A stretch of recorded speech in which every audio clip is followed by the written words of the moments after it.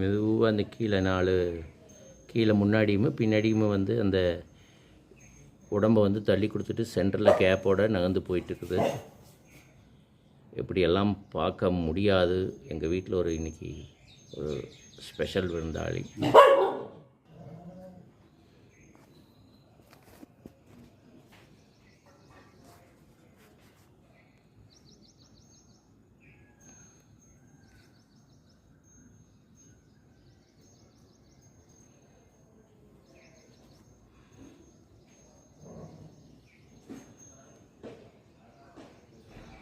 எப்படி அழகாக பாருங்கள், மேலே அந்த நத்தையோட ஓடு எப்படி இருக்குது.